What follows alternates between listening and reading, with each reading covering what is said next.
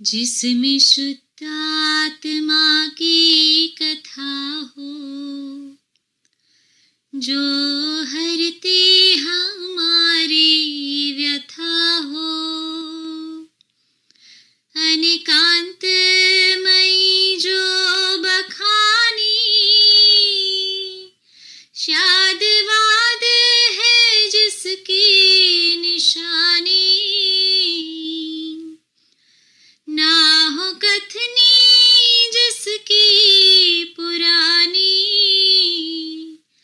माँ सुनाओ वो गाथा सुहा।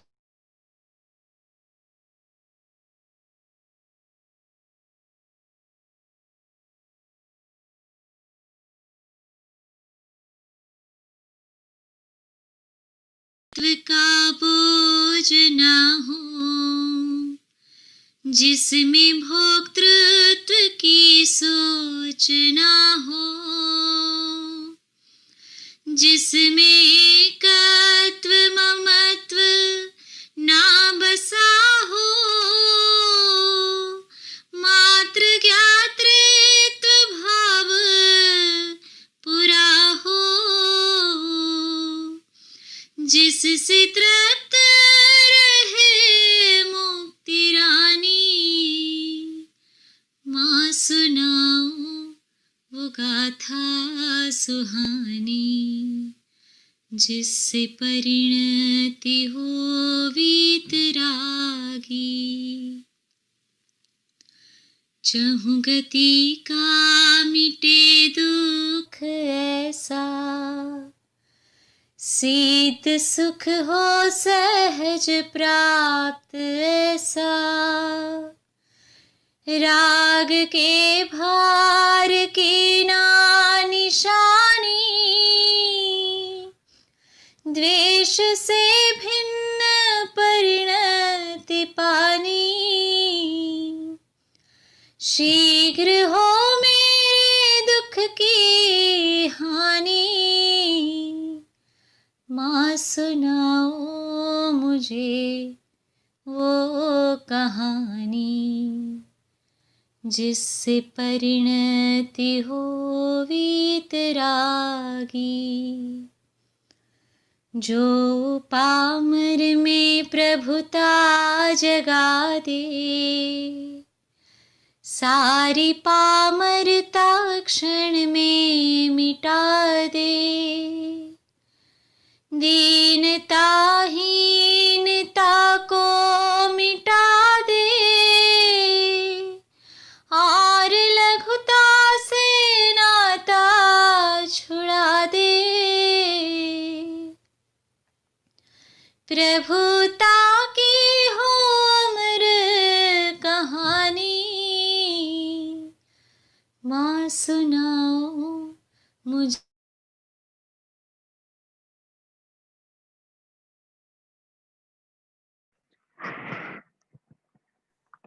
जय जिनेंद्र। जय जिनेंद्र।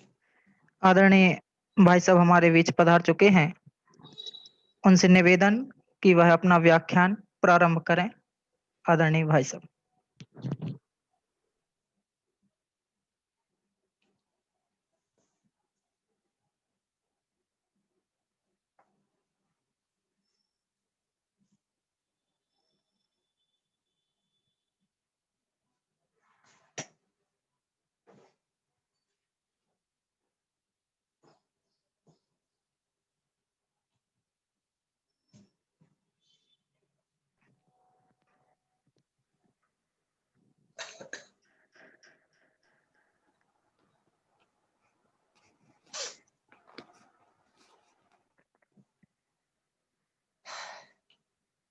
नमो जिणाणम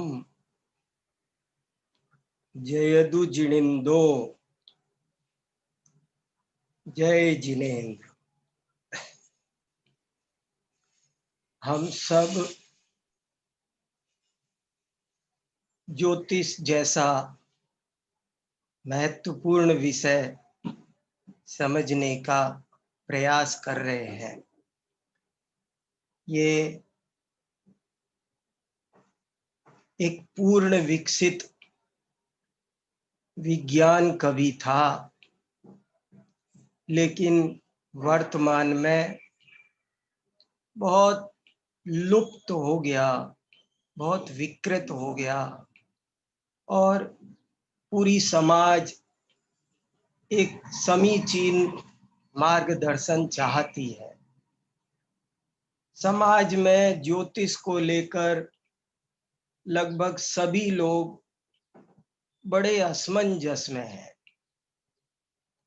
आप उनसे बात करो, मन की बात करो, तो आपको पता चलेगा कि सभी लोग इसको लेकर के बहुत संदेह में हैं। वे मानते भी हैं, नहीं भी मानते हैं, क्या करें कुछ निर्धार भी नहीं कर पा रहे हैं। तो ऐसे में उनका पथ प्रशस्त करना, उनका मार्गदर्शन करना, उनको समीचीन मार्ग दिखाना, ये जैन विद्वानों का दायित्व है, कर्तव्य है। जैन विद्वान हमेशा ही समाज की हर समस्या पर गंभीरता पूर्वक ध्यान देते हैं और उसका समीचीन समाधान करते हैं। तो जैन ज्योतिष के संबंध में भी ऐसी स्थिति को देख करके मेरे मन में आया कि कुछ स्पष्ट रूप से बातें हो जाए कि ये क्या है क्या नहीं है, इसकी स्पष्ट स्थिति हमको कुछ समझ में आ जाए। ये बहुत ही अद्भुत शास्त्र है, बहुत ही अद्भुत विज्ञान है। कुछ नहीं है ये नई बात नहीं है। कल हमने बहुत विस्तार से चर्चा की थी कि ज्योतिष को मानना अंधविश्वास नहीं है, अज्ञान नहीं है, मिथ्यात्व नहीं है। ज्योतिष कुछ न हो ऐसा कुछ नहीं है। ज्योतिष है, एक विद्या है, एक विज्ञान है और वो बड़ा ही वैज्ञानिक है, बड़ा ही अद्भुत विज्ञान है। ये न तो अध्यात्म में बाधा पहुंचाता है, बल्कि अध्यात्म का पोषण करता है। ऐसे ही कल हमने दो तरह की आपत्तियां देखी थी। कुछ लोग तो अध्यात्मवादी होने से कहते हैं कि ये ज्योतिष उसमें फिट नहीं बैठता, और कुछ विज्ञानवादी होने के कारण कहते हैं कि ये ज्योतिष उसमें फिट नहीं बैठता। लेकिन जब हम ज्योतिष को सावधानी से पढ़ते हैं जिनागम के आलोक में, तो ये दोनों ही बातें गलत सिद्ध होती है और हम देखते हैं, हम पाते हैं कि ज्योतिष अध्यात्म के भी आलोक में एकदम उपयुक्त सिद्ध होता है, उसका बाधक सिद्ध नहीं होता है। और आधुनिक विज्ञान की दृष्टि से भी ये बहुत उपयुक्त सिद्ध होता है, उसमें भी कोई बाधा नजर नहीं आती। ये तो सही पूछो तो ये बहुत उच्च कोटि का अध्यात्म है। ये तो वीतरागता की अद्भुत शिक्षा देने वाला, जीव को निर्भर बनाने वाला, उसके अहंकार को दूर करने वाला, उसकी चिंताओं को मिटाने वाला। ज्योतिष चिंता बढ़ाने वाला नहीं, समस्त चिंताओं से, समस्त भार से निर्भर होने का मार्ग दिखाने वाला शास्त्र है। वीतराग होने का शास्त्र है। सारा भय मिटाता है। जैसी वस्तु लोग भय में है, लोग आशा में, ज्योतिष हमारा भय दूर करता है। ज्योतिष हमारी इच्छाएं समाप्त करता है। ज्योतिष हमारी आशाएं समाप्त करता है। कितना सुंदर विज्ञान है और कितना उच्च कोटि का अध्यात्म है। मैं जैसे जैसे पढ़ रहा हूं, अरे देखो भैया, और शास्त्र तो विधि निषेध सिखाते हैं, ज्योतिष ही एक ऐसा शास्त्र है जो आपसे कहता है कुछ मत करो, जो होना है सो निश्चित है।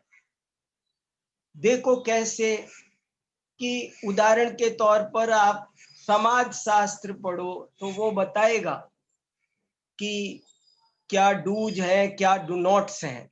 विधि निषेध का प्रतिपादन समाज शास्त्र करेगा।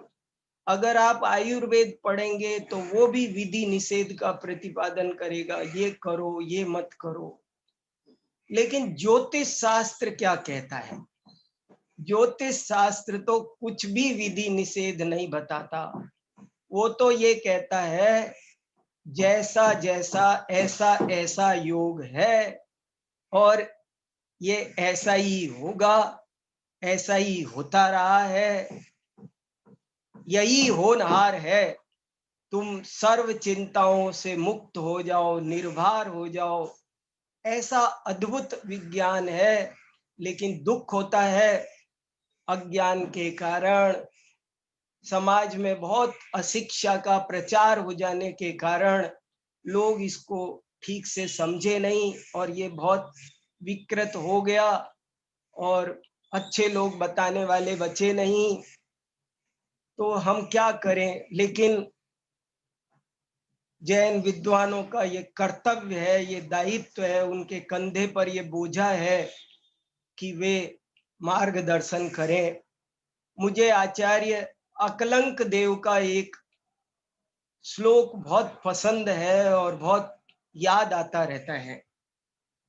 आचार्य अकलंक देव ने एक श्लोक लिखा है, बहुत गजब का श्लोक लिखा है। न्याय विनिश्चय की शुरुआत में लिखा है, न्याय विनिश्चय लिखा और सबसे पहले एक श्लोक लिखा मंगलाचरण के तुरंत बाद, दूसरे नंबर का श्लोक है। बालानाम हितकामिनाम अतिमहा पापै पुरोपार्जितै माहात्म्यात्तम स स्वयं कलिबलात् प्रायो गुणाद्वेषिभिः न्यायोऽयं मलिनीकृतः कथमपि प्रक्षाल्यने नीयते सम्यग् ज्ञानजलैर्वचो विरमलं तत्रानुकंपा परैः। इस श्लोक का अभिप्राय ये है कि अरे भव्य जीवों के ये महान पाप कर्म का उदय आया है कि जो न्याय विद्या विवादों से मुक्त होने के लिए होती है, चित्त को सुलझाने के लिए होती है, लोगों ने उसी न्याय विद्या को विवाद के लिए और चित्त को उलझाने के लिए बना रखा है। उन्होंने ये न्याय मलिन कर दिया है। न्यायोयम मलिनीकृतः, उन्होंने न्याय मलिन कर दिया है। और फिर अंत में लिखते हैं, लेकिन मैं करुणा पूर्वक सम्यक ज्ञान रूपी जल से उसको प्रक्षालित करके आगे बढ़ा रहा हूं और क्या कर सकता हूं। ऐसे ही ज्योतिष को भी लोगों ने बहुत मलिन कर, ये बात उन्होंने न्याय पर कही है। मैं आज अपने विद्वान साथियों को बताना चाहता हूं कि ये बात मैं ज्योतिष के संबंध में भी कहना चाहता हूं कि आज लोगों ने ज्योतिष को बहुत मलिन कर दिया है और हम तो इतना ही कर रहे हैं कि निर्मल भावना से इसे निर्मल करके जैसा है अन्यून मन अतिरिक्तम याथा तथ्यम बिना च विपरीतात् उसे प्रस्तुत कर रहे हैं। ये हमारा कर्तव्य है। तो आपके सामने न्याय शास्त्र की कुछ चर्चा चल रही है और वो मैं आपको प्रस्तुत कर रहा हूं अपनी शक्ति अनुसार। क्या क्या बातें हैं देखो, कल हमने कई बातें ज्योतिष के संबंध में पढ़ ली थी। आज उससे आगे बात करेंगे। लेकिन वो एक दो बातें जरूर ध्यान में रहनी चाहिए कि ज्योतिष माने क्या। पहले तो सारी भ्रांति का मूल कारण ये होता है कि लोगों को उसका लक्षण पता नहीं होता, परिभाषा नहीं पता होती, और लोग आगे की विवाद शुरू कर देते हैं। तो हमने कल ज्योतिष की परिभाषा सीखी थी, उसे सब लोग फिर से याद रखें। ज्योतिषाम सूर्यादि ग्रहाणाम बोधकम शास्त्रम ज्योतिषम। जो ज्योतिषमान पदार्थ हैं उनका ज्ञापक शास्त्र, उनका ज्ञान कराने वाला शास्त्र ज्योतिष शास्त्र है। ये ज्योतिष शास्त्र की परिभाषा है। और तत्वार्थ सूत्र के मैंने ये 4 सूत्र आपको चौथे अध्याय में बताए थे। बहुत ही ज्यादा इंपॉर्टेंट सूत्र है। चौथे अध्याय के 12वां, 13वां, 14वां, 15वां, ये 4 सूत्रों में हमारे आचार्यों ने बहुत विस्तृत ज्योतिष इसमें से निकाला है और इसमें गर्भित है। ज्योतिष कहा सूर्या चंद्रमसौ ग्रह नक्षत्र प्रकीर्णक तारकाश्च, ये सिद्धांत ज्योतिष हुआ। मेरु प्रदक्षिणा नित्य गतयो नृलोके, ये प्राकृतिक ज्योतिष हुआ। तत्कृतः काल विभाग, ये फलित ज्योतिष हुआ। ये सूत्र पृथक पृथक क्यों बनाए? 3 सूत्रों में ज्योतिष की जो 3 शाखाएं हैं वो 3 शाखाएं गर्भित कर ली। गज और बहिरवस्थिता, और बाकी कहाँ पर क्या स्थिति है। मैं तो गदगद हो गया जब इससे मिलान करके इन सूत्रों को पढ़ा। कितना व्यवस्थित चिंतन हमारे आचार्यों का होता है और वे कैसे अपनी बात को रखते हैं। तो देखिए कितनी बढ़िया बात ये बता रहे। ज्योतिष कहा सूर्या चंद्रमसौ ग्रह नक्षत्र प्रकीर्णक तारकाश्च मेरु प्रदक्षिणा नित्य ग्रतयो नृलोके तत्कृतः काल विभाग बहिरवस्थिता। इसमें से ज्योतिष शास्त्र कैसे निकलता है इसकी चर्चा हमने कल की थी। और ये चर्चा करते हुए मैंने कुछ प्रथमान योग से भी बातें बताई थी कि कैसे प्रतिश्रुत कुलकर से ये ज्योतिर्विद्या उद्भूत हुई। देखो, एक कौतूहल पैदा हो जाए, किसी जीव को कोई जिज्ञासा पैदा हो जाए, कौतूहल पैदा हो जाए, और वो ऐसा कौतूहल पैदा हो जाए कि उसे भय उत्पन्न करने लगे, तो उस भय को शांत करना, उसके संशय को, क्योंकि भय, जिज्ञासा ये दुख के प्रकार हैं। जिज्ञासा भी एक दुख का प्रकार है, कौतूहल भी एक दुख का प्रकार है। तो जिज्ञासा शांत करना माने दुख शांत करना है। कौतूहल शांत करना।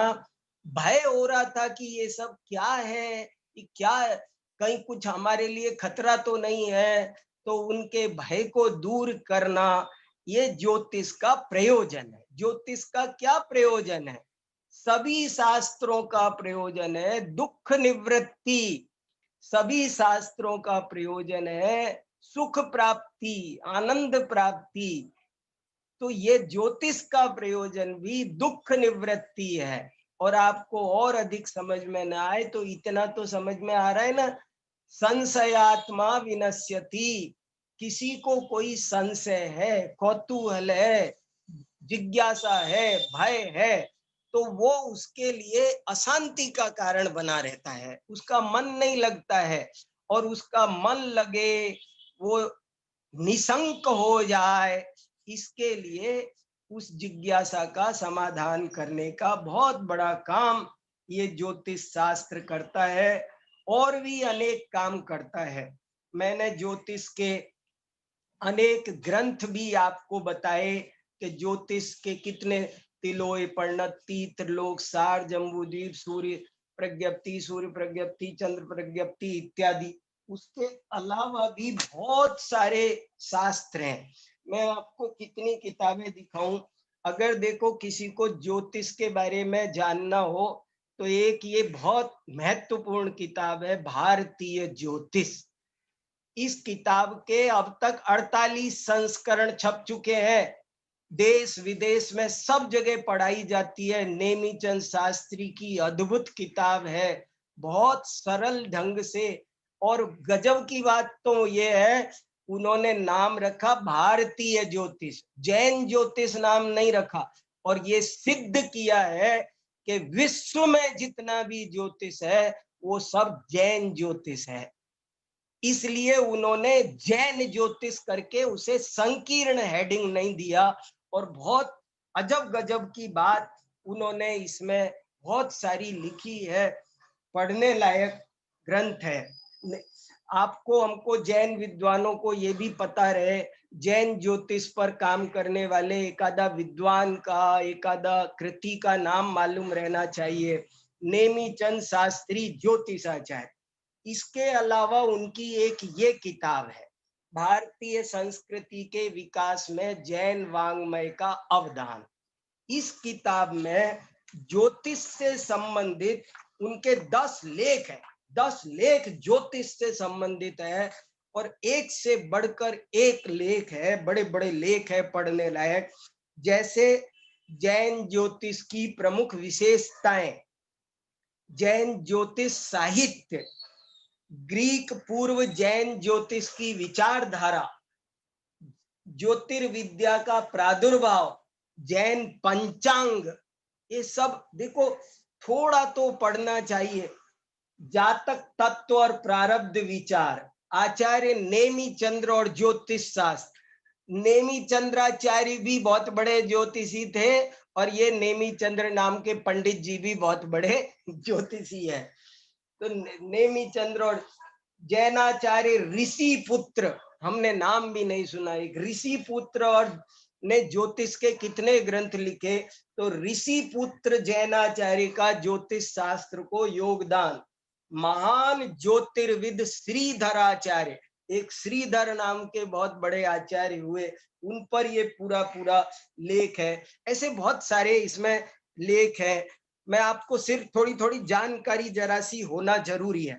इसके अलावा इन्होंने ज्योतिष के कुछ ग्रंथों का परिचय दिया है यहाँ पर। और परिचय देने के बाद एक लिस्ट लगाई है और लिस्ट लगाकर ये लिखा है, एक लाइन सुनो आप इनकी, एक लेख की अंतिम पंक्ति पढ़ रहा हूं। जैन ज्योतिष साहित्य के अब तक 500 ग्रंथों का पता लग चुका है। ये 500 ज्योतिष के, जैन ज्योतिष के ग्रंथों का पता लग चुका है। और वर्णी अभिनंदन ग्रंथ में पेज नंबर 478 से लेकर 484 तक ये 7 पेज में पूरी सूची लगी हुई है। और एक गजब की बात आपको सुनाता हूं, बहुत इंपॉर्टेंट बात है, जानना जरूरी है। इतना सब देने के बाद में वो एक गजब की बात और लिखते हैं। वो लिखते हैं, प्राचीन काल में, बहुत मार्मिक पंक्ति, प्राचीन काल में जैन ग्रंथों का प्रचार सर्वसाधारण में पाया जाता था, संपूर्ण लोक में, आम जनता में पाया जाता था, जिसे बाद में कुछ संकीर्ण विचारधारा वाले लोगों ने अनेक जैन ग्रंथों को मंगलाचरण बदल बदल कर अपने में मिला लिया। देखो ज्योतिष का ग्रंथ है, गणित का ग्रंथ है, और उन्होंने एक उदाहरण भी दिया। कैसे दिया वो भी आप देख लो। जैसे एक किताब है ज्योतिर्ज्ञान विधि, ज्योतिर्ज्ञान विधि संस्कृत में पुस्तक है, आज से 1300 साल पहले श्रीधर नाम के आचार्य ने लिखी है। इसका मंगलाचरण सुनो आप। इसका मंगलाचरण है, नत्वाजिनम स्वविरचित पाठ्य गणितस्य सार मुद्रित्य लोक व्यवहाराय प्रवक्ष्यति श्रीधराचार्य। ये मंगलाचरण। अब ये मंगलाचरण, ये किताब आजकल जनरल पब्लिशर्स ने छपा दी है और दुनिया में बिक रही है, चल रही है। तो कैसे चल रही है? कि पूरी किताब वही चलती है, कहीं कोई हेर फेर नहीं है, लेकिन उसका मंगलाचरण में एक शब्द बदल दिया है। ये जो मंगलाचरण था वो लिखा था नत्वा जिनम स्व, और उस जिनम की जगह पूरी किताब एज इट इज है, जिनम को शिवम कर दिया। नत्वा शिवम स्वविरचित पाठ, पूरी किताब अभी भी मिलती है आपको, लाइब्रेरीज में मिलती है, बाजार में मिलती है, लेकिन उस किताब में जिनम को बदलकर शिवम कर दिया और किताब चल। तो हमारे जो लोकोपयोगी विषय हैं, हमारे जो सैद्धांतिक विषय होते हैं, वो तो पकड़ में आ जाते हैं। अगर उसमें कोई दार्शनिक चर्चा हो तो पकड़ में आ जाती है कि ये जैन ग्रंथ है, लेकिन जो ग्रंथ जीवनोपयोगी है, व्यवहारोपयोगी है, उसमें ये पकड़ में नहीं आ पाता कि ये जैन ग्रंथ है, और जल्दी से लोगों ने उसे अपना बना लिया। तो ऐसे उन्होंने बहुत सारे ग्रंथों की सूची दी और सब कुछ बताया। खैर, मैंने आपको ये सब जानकारी दी थोड़ी सी। अब उसके आगे हम बात आगे बढ़ाते हैं। तो हमने कल जरा सा यहाँ छोड़ा था अंत में कि ज्योतिष के भेद कितने हैं, इससे पता चलता है ज्योतिष का फील्ड क्या है। कल हमने मुख्य रूप से दो भेद किए। ज्योतिष के मुख्य भेद दो है, एक सिद्धांत ज्योतिष और दूसरा फलित ज्योतिष। सिद्धांत ज्योतिष का दूसरा नाम गणित ज्योतिष भी है, क्योंकि उसमें ज्योतिषाम सूर्यादि ग्रहाणाम उनकी गणना होती है, उनकी नाप तोल होती है, जिसमें ज्योतिर्मान पदार्थों की गणना हो, उनकी संरचना की नाप तोल हो, उसका नाम होता है गणित ज्योतिष, गणितात्मक ज्योतिष। गणित ज्योतिष माने गणितात्मक ज्योतिष। और इसकी चर्चा हमने कल की थी, और मैंने आगम में से बताया कि ये कहाँ कैसे मिलता है। लेकिन दूसरा ज्योतिष एक वो है मुद्दे का, वो सबसे दुरूह जटिल, उसे हमें गले उतारने में परेशानी होती है। आज हम उसकी थोड़ी चर्चा करेंगे। वो है फलित ज्योतिष। फलित ज्योतिष का मतलब है इनके आधार पर शुभाशुभ फल का निरूपण करना फलित ज्योतिष कहलाता है। ज्योतिषमान पदार्थों के आधार पर सुख दुख के फल का निरूपण करना वो फलित ज्योतिष है। यद्यपि आपको जानकर ताज्जुब होगा कि फलित ज्योतिष को बहुत अच्छा नहीं माना गया, इसमें बड़े बड़े ज्ञानियों ने रस नहीं लिया, और ये सभी जगह रहा, सभी परंपराओं में इसकी कोई, देखो एक ये जैन एनसाइक्लोपीडिया है, इसमें भी लिखा है कि इसमें लिखा है कि फलित को जानना, इससे ये दुख सुख होगा, ये कोई बड़ी बात नहीं, और इससे कुछ भी लाभ नहीं, ये विषय बिल्कुल अनावश्यक है, और इसके लिए हमें तनिक भी विचार करने की जरूरत नहीं।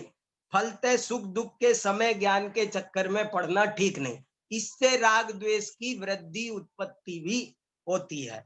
ऐसे करके मैं आपको ये बता रहा हूं, फलित के प्रति ज्योतिषों का, ज्योतिर्विदों का एक दृष्टिकोण ये भी रहा है। फल निरूपण भी किया है, लेकिन उसको मुख्यता नहीं दी है। सो कैसे नहीं दी है वो सब देखने की बात है। अपन तो आज ये समझने की कोशिश करते हैं कि ये ग्रह फल कैसे देते हैं, क्या ये फल दे सकते हैं। अब ये सबके बीच में एक जटिल प्रश्न फेंक रहा हूं, आप सब इस पर चिंतन करना प्रारंभ करें। प्रश्न है कि ये ग्रहादि फल कैसे देते हैं, देते हैं क्या, कैसे देते हैं, क्योंकि इसी से सब बात समझ में आएगी। क्या ये शुभाशुभ है, ग्रह शुभाशुभ है, ये फल देते हैं, ये एक बड़ा हमारा जटिल प्रश्न है। तो इसको समझने के लिए मैं आपको मोक्ष मार्ग प्रकाशक में से कुछ पंक्तियां पढ़कर सुना रहा हूं, और बहुत शांति से हमें इस बात को समझना है कि ये कैसे है। देखो, इसमें बहुत जगह मोक्ष, हम लोग पंडित टोडरमल जी साहब की 300वीं जन्म शताब्दी मना रहे हैं, लेकिन मैं आपको सच कह रहा हूं, अभी भी मोक्ष मार्ग प्रकाशक की सैकड़ों पंक्तियां ऐसी है जिनको हम लोगों ने ठीक से समझा नहीं है। उनको हम समझ लेंगे तो निहाल हो जाएंगे। हमने इसमें अभी बहुत चीजें नहीं समझी है। अभी आप देखो कैसी कैसी इन्होंने कई जगह ज्योतिष टोडरमल जी साहब का ज्ञान इतना व्यवस्थित और इतना वो है कि उन्होंने पहले ज्योतिष संबंधी भ्रांतियों का निराकरण किया। पेज नंबर 172-73 पर उन्होंने यहां से बात शुरू की, सूर्य चंद्रमा ग्रहादिक ज्योतिषी हैं, उनको पूजते हैं, वह भ्रम है। सूर्यादिक को परमेश्वर का अंग मानकर पूजते हैं, परंतु उसके तो एक प्रकाश की ही अधिकता भाषित होती है। सो प्रकाशवान तो अन्य रत्नादिक भी होते हैं, अन्य कोई ऐसा लक्षण नहीं जिससे उसे परमेश्वर का अंश। इनमें कुछ लोग इनको भगवान मानकर पूजते हैं, तो उसका निराकरण। चंद्रमा, दूसरा तर्क, चंद्रमादिक को ग्रहादिक को धनादि की प्राप्ति के अर्थ पूजते हैं, परंतु उनके पूजन से धन होता हो तो सर्व दरिद्री इस कार्य को करें और धनवान हो जाएं, लेकिन ऐसा नहीं होता, इसलिए यह मिथ्या भाव है। तथा ज्योतिष के विचार से बुरे ग्रहादिक आने पर उनकी पूजनादिक करते हैं, इसके अर्थ दानादिक देते हैं। सो जिस प्रकार, अब ये पंक्ति पर, जिस प्रकार हिरणादिक स्वयमेव गमनादिक करते हैं और पुरुष के दाएं बाएं आने पर सुख दुख होने के आगामी ज्ञान को कारण होते हैं। ये पंक्ति बहुत ध्यान देने लायक। जिस प्रकार हिरणादिक, बिल्ली, कौवा, क्या क्या स्वयमेव गमनादिक करते हैं और पुरुष के दाएं बाएं आने पर सुख दुख होने के आगामी ज्ञान को कारण होते हैं, कुछ सुख दुख देने को समर्थ नहीं है, वे सुख दुख देते नहीं है। उसी प्रकार, बहुत ही इंपॉर्टेंट, बहुत ही इंपॉर्टेंट, उसी प्रकार ग्रहादिक स्वयमेव गमनादिक करते हैं और प्राणी के यथा संभव योग को प्राप्त होने पर सुख दुख होने के आगामी ज्ञान को कारण होते हैं। ग्रहादि कुछ सुख दुख देने को समर्थ नहीं है। बहुत, मैं बहुत जोर देकर कहना चाहता हूं, अगर हम लोग पंडित टोडरमल जी को एक ठीक से समझ लेंगे ना, तो हम जैन दर्शन के सच्चे ज्ञानी हो जाएंगे। उनका ज्ञान बड़ा ही संतुलित, सर्वांग सर्वांग ज्ञान था, संतुलित था। देखो कितना सा, ना तो हम या तो इधर झुकेंगे या इधर झुकेंगे, बहुत गड़बड़ है। और ये देखो कैसी गजब की बात है, तराजू जरा, तराजू तराजू है, अन्यून मन अतिरिक्तम, इधर झुकी तो गलत, इधर झुकी तो 10 और 10 20 होते हैं, 19 बोलना भी गलत और 21 बोलना भी गलत। क्या ग्रहादि कुछ नहीं है और सुख दुख के कारण नहीं है, ये नहीं लिखा।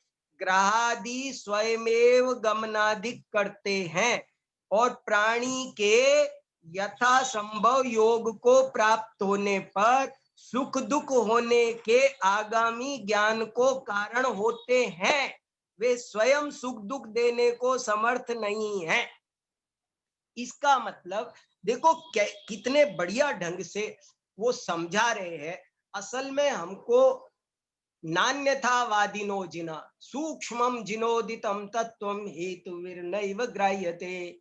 देखो कितनी आज्ञा सिद्धम तु तदग्राह्यम नान्यथावादिनो जिना, क्या आचार्यों ने लिखा है। जैन तत्व ज्ञान सूक्ष्म है और इसको आप ऐसे ही नहीं समझ सकते। नान्यथावादिनो जिनः, क्या आचार, देखो कर्म, आप कर्म पर विचार करो, कर्म कैसे सुख दुख देते। ज्ञानावर्णी कर्म सुख दुख देता है, ज्ञानावर्णी कर्म हमको ज्ञान देता है, हमारा ज्ञान छीनता है। वेदनी कर्म हमें सुख देता है, दुख देता है। मोहिनी कर्म, द्रव्य कर्म पुद्गल है, अचेतन है। आप टोडरमल जी का और थोड़ा सा हिस्सा सुनिए, ये ही सबसे कठिन और जटिल मुद्दा है, जो हम सब विद्वान साथियों को इस पर बहुत सेमिनार करना चाहिए, इस पर चिंतन करना चाहिए बैठ करके, बहुत गहरी निष्पक्ष शांति से अध्ययन होना चाहिए। देखो अगला सुनाता हूं, पेज नंबर 25 से लिखा, यदि कर्म स्वयं करता हो। देखो प्रश्न था, कर्म तो जड़ हैं, कुछ बलवान नहीं है, उनसे आपने जीव के स्वभाव का घात होना कैसे कहा।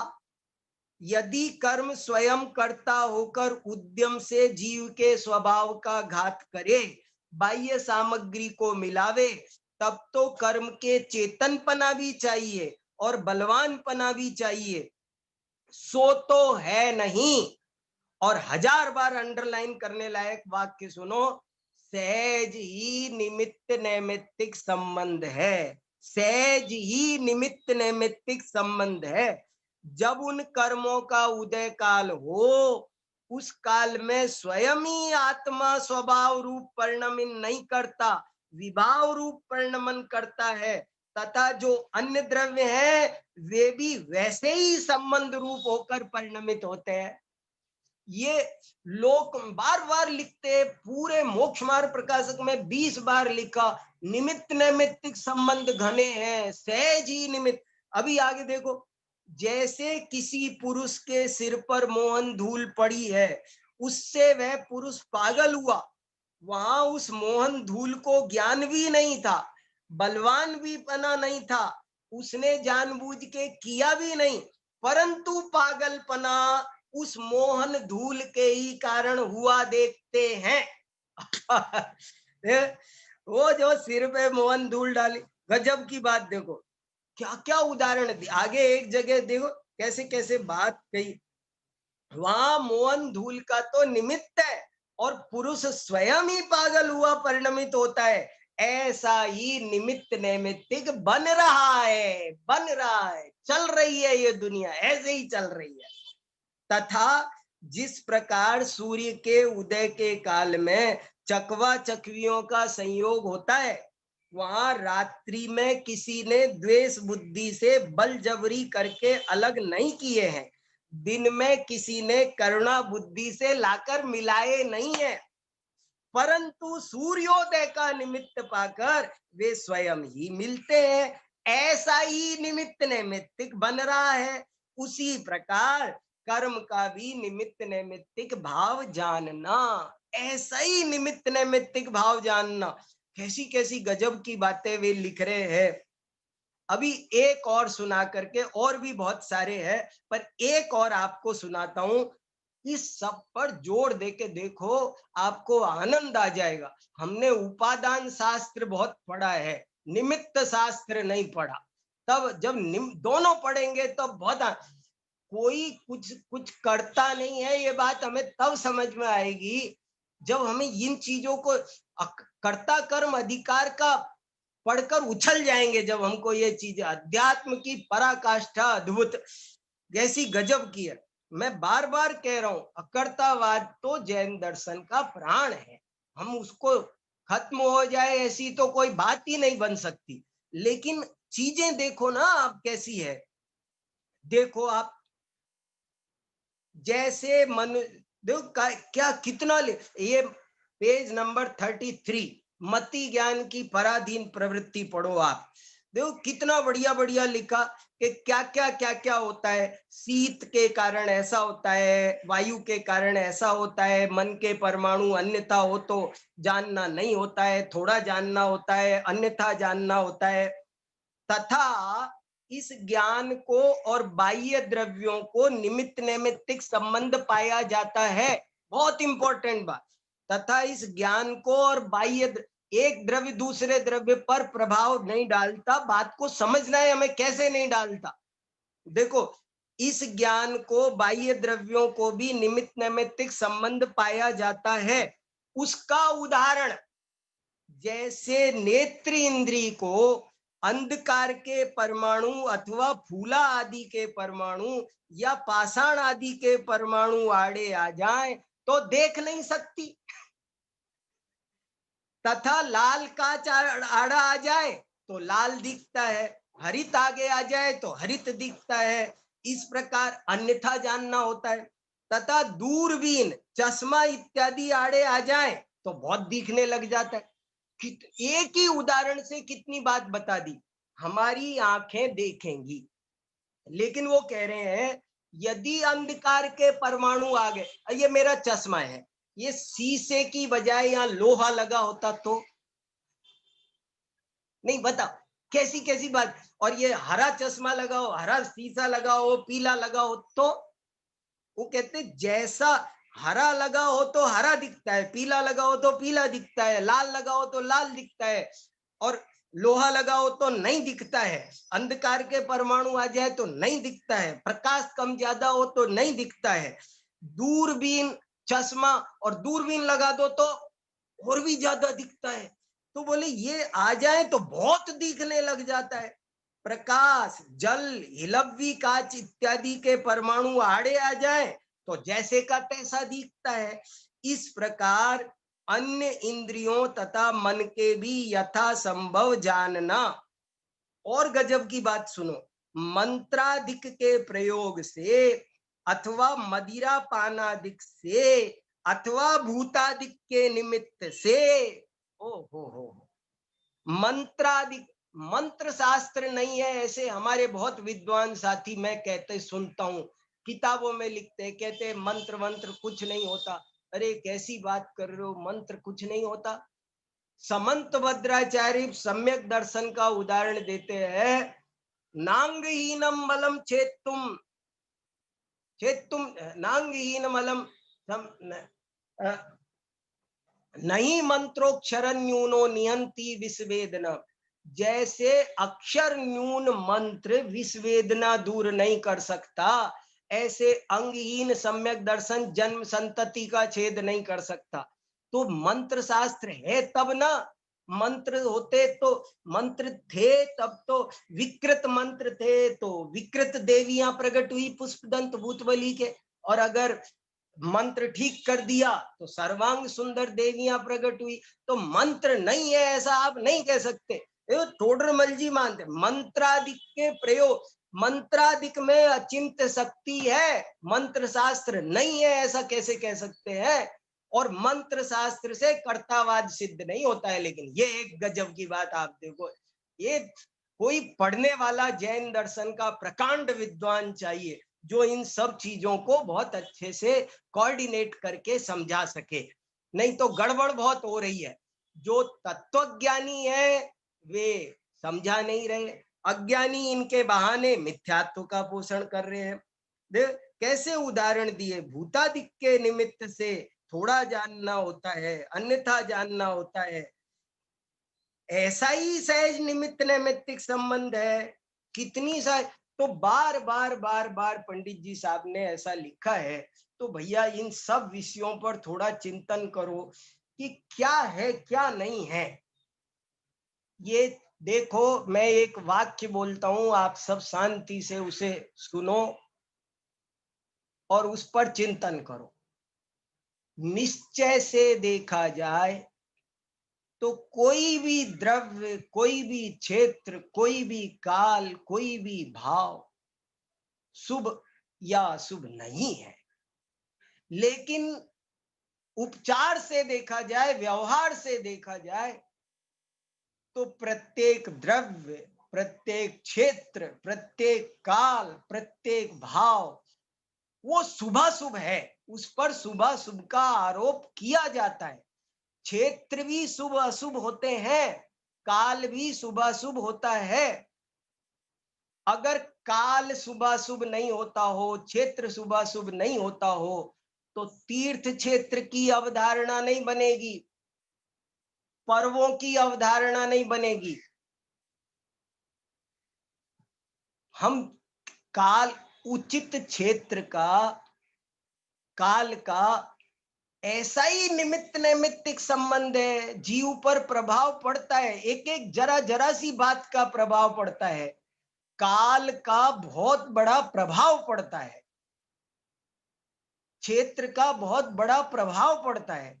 हम वही पूजा समेत शिखर में जाकर करें, वही पूजा हम भगवान के मोक्ष कल्याण के दिन करें, तो हमारे भाव कुछ और हो जाते हैं। हम पैंट शर्ट में पूजा करें, भाव कुछ और होते हैं।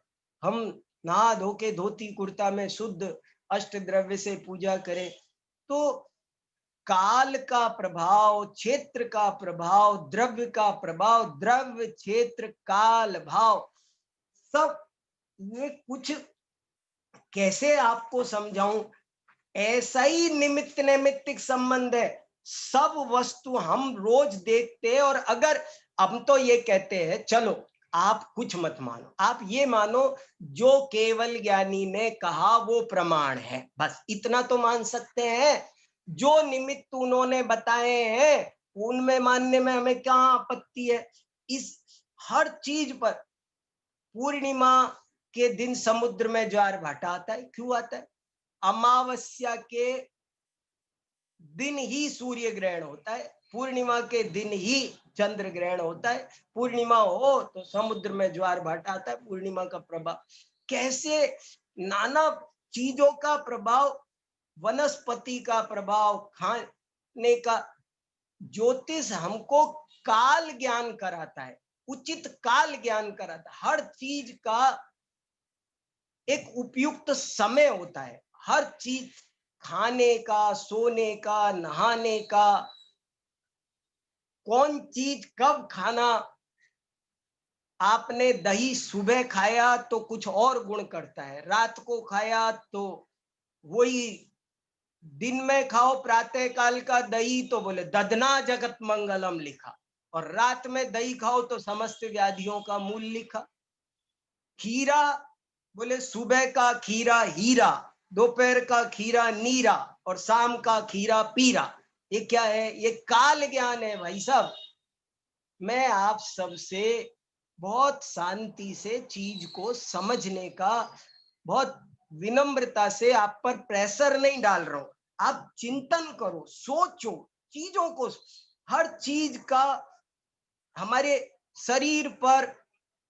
आपने गेहूं खाया, बाजरा खाया, एक तो वो आपने बादाम खाई, एक ही बात है।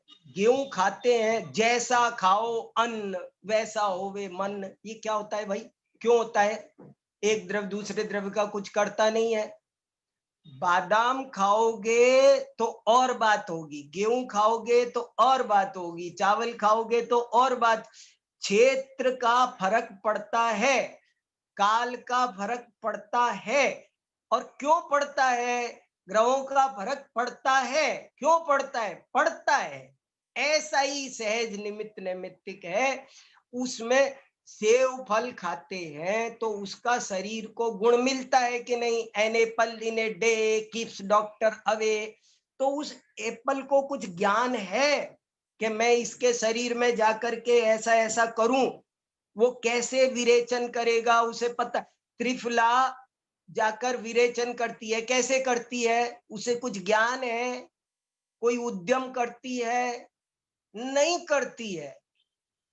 पेड़ की छाया में जाके बैठो तो पेड़ बुद्धिपूर्वक छाया नहीं देता है। ऐसा ही ये अद्भुत है। हर मसाले, हर मसाले का अपना अपना कैसे कैसे प्रभाव पड़ता है। हल्दी खाओ तो उसका अलग रूप है में। तो इसलिए कैस इनको कर्ता मान लिया तो गए काम से। अगर इनके निमित्त नैमित्तिक संबंध वो भी जैसे केवली ने कहे हैं वैसे अगर हमने नहीं स्वीकार किए, बहुत सारा ज्ञान लुप्त हो गया। तो अपने को मैं कहता हूं हमें प्रश्न का उत्तर ना मिले, लेकिन शंका का समाधान तो हो सकता है। शास्त्रों में जगह जगह वीरसेन आदि आचार्यों ने लिखा, गोदमो एत्थ पुच्छे, वो जैसा केवली देखा वैसा प्रमाण। हम कौन होते हैं इस बारे में निर्णय देने वाले? तो मुहूर्त का मतलब यही होता है कि उचित काल, कालाचार की बात शास्त्रों में खूब आई है। पढ़ने का एक समय है, नहाने का एक समय है, कृषि का एक, मैं एक उदाहरण देता रहता हूं ना आपको, कि देखो वही खेत है, ज्योतिष की देन देखो। ज्योतिष हमें, ज्योतिष क्या देता है हमें? ज्योतिष का योगदान, ज्योतिष हमें काल ज्ञान कराता है। उचित काल पर सब काम करो, हर चीज का एक समय है। वही खेत है, वही बीज है, वही जमीन है, वही किसान है, सब कुछ वही है। लेकिन जो बीज दिसंबर में बोना चाहिए वो जून में बो रहे हो तो खेती नहीं होती है। ये काल का प्रभाव है। आप शांति से निष्पक्ष होकर चिंतन करो, हमारे तन पर, मन पर ये प्रभाव नहीं पड़ता है। सर्दी है, गर्मी है, बारिश है, इनका प्रभाव नहीं पड़ता है। वस्तुओं पर प्रभाव पड़ता है। बारिश के दिन हो तो आटे की मर्यादा 3 दिन, और गर्मी के दिन हो तो आटे की मर्यादा 7 दिन। क्यों? काल तो कुछ करता ही नहीं है। काल का क्या प्रभाव है? चीजें क्यों खराब हो रही है? दाल खराब, काल के कारण चीजें खराब होती हैं। दाल खराब होगी, काल का प्रभाव पड़ा कि नहीं पड़ा? ग्रहण लगता है तो नाना प्रकार के गलत काम करो तो नाना प्रकार की गलत काम हो जाते हैं। कैसे हो जाते हैं? काल का ग्रहों, ऐसा ही निमित्त नैमित्तिक संबंध है। कर्म कैसे सुख दुख देते हैं ये देखो, आप सोचो।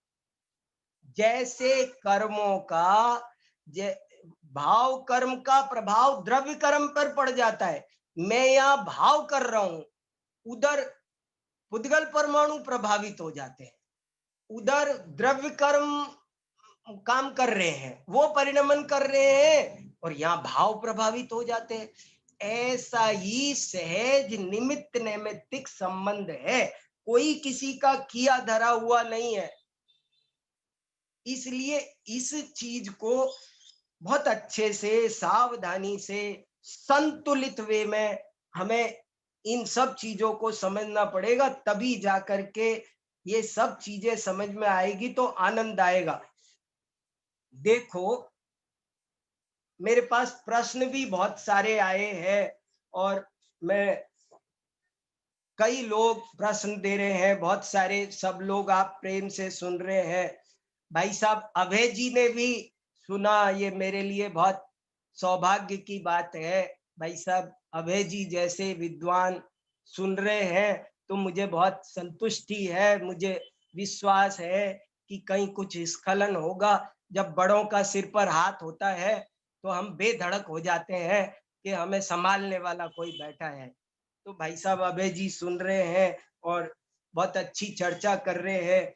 उन्होंने भी मेरे पास में 2 प्रश्न भेजे हैं। मैं आप सबको वो 2 प्रश्न सुनाना चाहता हूं और उनके आधार पर थोड़ी सी चर्चा और 5 मिनट 7 मिनट करना चाहता हूं। इससे ये विषय और स्पष्ट होगा। देखो, एक प्रश्न उनका है कि धार्मिक कार्य भी शुभ मुहूर्त देखकर किए जाते हैं, इसकी क्या उपयोगिता है? ये भाई साहब का प्रश्न है। धार्मिक कार्य भी शुभ मुहूर्त देखकर किए जाते हैं, इसकी क्या उपयोगिता है? देखो इसी से सिद्ध हो गया ना भाई साहब कि मुहूर्त देखकर काम किया जा रहा है। धार्मिक काम भी, बड़े बड़े आचार्य भी प्रतिष्ठा का मुहूर्त निकालते हैं। सब कामों के, धार्मिक कार्यों का मुहूर्त मुहूर्त माने, मुहूर्त शब्द को मैं सिंपल भाषा में कहूं तो मुहूर्त का मतलब है उचित समय। अनुचित समय पर काम करो, जैसे मैंने अभी उदाहरण दिया, अनुचित समय नहाओ, अनुचित समय सोने का समय है, अगर गलत समय सोएंगे तो वो गुण नहीं मिलेगा। खाने का समय है, नहाने का समय, सब चीज का एक समय है, आपको हमें ये समझना पड़ेगा जो केवली ने बताया है क्या है कैसा है। तो मुहूर्त का मतलब ही ये है कि उसका उचित ज्ञान कर लिया जाए कि वो समय आपको क्या बोना है। आपको गेहूं बोना है, आम बोना है, आपको सरसों बोना है। सरसों बोने का सीजन अलग होता है, गेहूं बोने का सीजन अलग होता है, सबका सीजन अलग। जिस सीजन में गेहूं बोया जाता है उस सीजन में चना नहीं बोया जा सकता। जो जो चीज का जैसा सीजन है उस सीजन, खरबूजे के सीजन अलग है, हर अंगूर का सीजन अलग है। तो ऐसे ही हर अमावस्या बुरी है क्या भली, किसी काम के लिए भली है कि किसी काम के लिए बुरी है। तो इसलिए काल ज्ञान का नाम मुहूर्त है। तो जब धार्मिक कार्य भी मुहूर्त देखकर किए जाते हैं, इससे सिद्ध होता है काल का भी बहुत बड़ा महत्व है। 5 समवाय में काल है और उसको देख करके बड़े बड़े काम किए जाते हैं। ये मेरी समझ में तो ये आ रहा है। किसान को काल ज्ञान की जरूरत है, व्यापारी को काल ज्ञान की जरूरत है। हर चीज का गर्म कपड़ों के लिए अलग काल होता है, ठंडे कपड़ों का काल अलग होता है। प्रकृति में फल फ्रूट सब उस हिसाब से आते हैं, सब्जी। तो ये काल क्या चीज है, इस काल पर एक 3 दिन का सेमिनार होना चाहिए, काल क्या है। चलो दूसरा प्रश्न आपको पढ़ता हूं।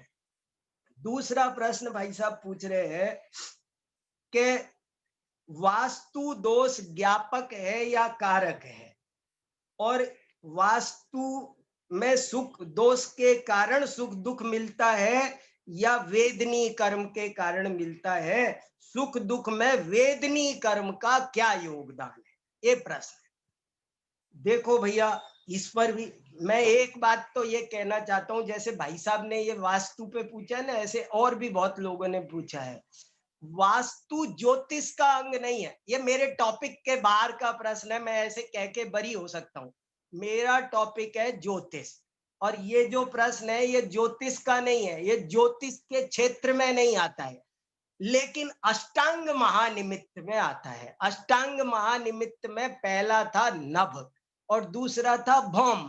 तो ये वास्तु शास्त्र भौम वाले में आता है और हम तो नभ की चर्चा कर रहे हैं, इसलिए एक अपेक्षा से वास्तु को ज्योतिष में नहीं लिया जाता। लेकिन फिर भी हम इसकी भी थोड़ी सी, मैं आपको अपनी बात आपके सामने रखता हूं और बहुत अनाग्रह भाव से रख रहा हूं मैं ये सब। मैंने इसीलिए इन चीजों को व्याख्यान नाम दिया है। ये प्रवचन नहीं हो रहे हैं, ये व्याख्यान हो रहे हैं। व्याख्यान का मतलब है जैसा मैं समझ रहा हूं उसकी व्याख्या मैं कर रहा हूं, और अपने मित्रों के लिए है वे इस चर्चा को आगे बढ़ाएं। देखो क्या है, वास्तु दोष से सुख दुख है या वेदनीय कर्म के कारण, ये प्रश्न है। आप कुछ भी कहो, दोनों बात। कल मैंने एक बहुत इंपॉर्टेंट बात कही थी कि जैन आचार्यों की एक शैली है कि वे एक चीज को स्थापित करते हैं, फिर किसी दूसरी को उसके ऊपर लाने के लिए उसी का खंडन करते हैं, खुद ही। जैसे स्कूल में, प्राइमरी स्कूल में ड्रेस पहनना सिखाएंगे, फिर कॉलेज में आके उसका खंडन कर देंगे। ऐसे ही आचार्यों ने जब पहले एक चीज स्थापित करते हैं, जैसे दूसरा सुख दुख का कारण नहीं है, ये बताने के लिए वे कर्म सिद्धांत को स्थापित करते हैं। लेकिन बाद में कर्म भी सुख दुख का कारण नहीं है, कर्म बिचारे कौन भूल अपने ऊपर ले आएंगे, फिर वहां भी रुकोगे तो उसको भी उड़ा देंगे। जैनाचार्यों की ये जो स्थापन विस्थापन की जो लीला है, ये जो अनेकांत शैली की दही मथानी है, ये खींचातानी है दो रस्सियों की, ये हमको समझ में आ जाए तो हमें जैन पद्धति समझ में आ जाए। अब देखो, मान लो मैं ये कहता हूं वास्तु दोष से सुख दुख नहीं है, वेदनी से है, तो जैन आचार्य में से कोई ये प्रश्न उठाएगा, वेदनी कर्म सुख दुख का कारण है। वेदनी, टोडरमल जी साहब ने मोक्ष मार्ग प्रकाशक में लिखा है, वेदनी कर्म सुख दुख का कारण नहीं है, मोहिनी कर्म सुख दुख का कारण है। बताओ, तो वेदनी का विस्थापन कर दिया और मोहिनी का स्थापन कर दिया, और फिर बाद में कहेंगे मोहिनी भी तो जड़ कर्म है, उससे क्या होता है, तेरे भाव मोह दुख का कारण है। ऐसे चीजों को तो जब यदि जिनवाणी में भौम निमित्त की चर्चा आई है, और जब बड़े बड़े आचार्य ये लिख रहे हैं कि वास्तु के आधार पर भी जीवों के त्रिकालवर्ती सुख दुख का कारण जाना जा सकता है, निमित्त है, तो हमें उसे नकारने की क्या जरूरत पड़ी है, हम क्या करें। मुझे लगता है कुछ नहीं है इसमें। ये देखो, वास्तु शास्त्र क्या है, मैं बहुत शांति से सोचता हूँ। वास्तु शास्त्र कुछ नहीं है, ये एक बहुत प्रैक्टिकल और ये साइंस है, ये व्यवहार है। सब चीजें क्लॉकवाइज है दुनिया में, सब चीजें क्लॉकवाइज। ये पंखा क्लॉकवाइज घूमे, हम एक अगर भगोनी में कड़छली भी चलाएंगे तो क्लॉकवाइज चलाएंगे, अगर एंटी क्लॉकवाइज चलाई तो क्या होगा, कष्ट होगा। मैं इस पॉकेट में रूमाल रखता हूं तो आसानी से निकाल लूंगा, इसमें रखूंगा तो क्या होगा, कष्ट होगा। तो कौन चीज कहाँ होनी चाहिए, ये वास्तु है, ये विज्ञान है, ये व्यवहार है। और अगर ऐसा आगम में मिलता है तो उसे वैसा होगा भैया, केवल ज्ञानी ने देखा है। हम लोगों को जो नहीं जानते हैं तो उनके खंडन में पड़ने की कोई जरूरत नहीं है। आगम में जो चीजें जैसी कही है। एक प्रश्न ये भी है कि क्या मकान में तोड़ फोड़ कराए तो वास्तु ठीक हो जाएगी। देखो, एक गजब की बात ये भी सुनो आप, होता वही है जो होना होता है। मैं बार बार कह रहा हूं, आप ज्योतिष पढ़, जैसे अपन कह रहे हैं जैन दर्शन का सार है क्रमबद्ध पर्याय, मैं आपसे कहता हूं ज्योतिष का सार है क्रमबद्ध पर्याय। अरे तेरे करने से होता है, होना हो। देखो, ये सारे अष्टांग निमित्त हमारे मिलाए नहीं मिलते। स्वप्न में ला सकता हूं कि ऐसा स्वप्न आना चाहिए मेरे, ऐसा नहीं आना चाहिए, कुछ नहीं होता। हमारे हाथ में नहीं है आठों के आठों निमित्त, अष्टांग महानिमित्त। आप कितनी भी कोशिश करो, मुझे कौवा नहीं बोलना चाहिए जब मैं जाऊं तो तोता बोलना चाहिए। अरे तोता बोलना चाहिए, तेरे हाथ में है, जो कौवा बोलना होगा तो माने होगा। तादृशी जायते बुद्धिर व्यवसायाश्च तादृश सहाया तादृशा संति यादृशी भवितव्यता। देखो, दवाई से रोग ठीक होता है कि नहीं। मेरे सिर में दर्द हो रहा है, अब मैं डिस्प्रिन खाऊं तो ठीक होगा कि नहीं। आप छोड़ो ये ग्रह नक्षत्र वास्तु की बात, आप इस दवाई पे विचार करो कि मेरे सिर में दर्द हो रहा है, सुबह से हो रहा है, 5 बजे तक बैठा रहा और डिस्प्रिन खाई तो ठीक हो गया, और अभी और 2 घंटे नहीं खाता तो 2 घंटे। अरे जब ठीक होना था 5 बजे ही सब काम एक साथ होंगे। 5 बजे मैंने जब दवाई खाई, ठीक हुआ, तो इसमें सब चीजें बैठेंगी। वो काल भी आया था ठीक होने का। 5 बजे पहले दवाई क्यों नहीं खा ली, सुबह से 8 घंटे से सिर दर्द क्यों हो रहा था, क्योंकि काल लब्धि नहीं आई थी। 5 बजे ही दवाई खानी थी।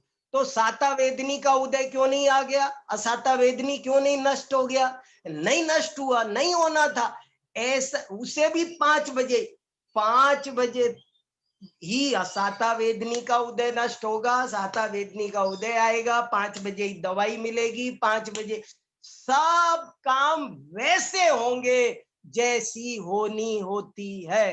होनहार बलवान है, होनी को कोई नहीं टाल सकता। यही ज्योतिष शास्त्र का संदेश है। ज्योतिष शास्त्र हमारे सारे भय को, चिंता को, आशा को दूर करके हमें निर्भर बनाता है, ऐसा मेरी समझ में आ रहा है। कोई इससे अज्ञानता का पोषण करे तो ये उसकी गलत समझ है। सही समझो, सुखी रहो। समय हो गया, बहुत बहुत धन्यवाद।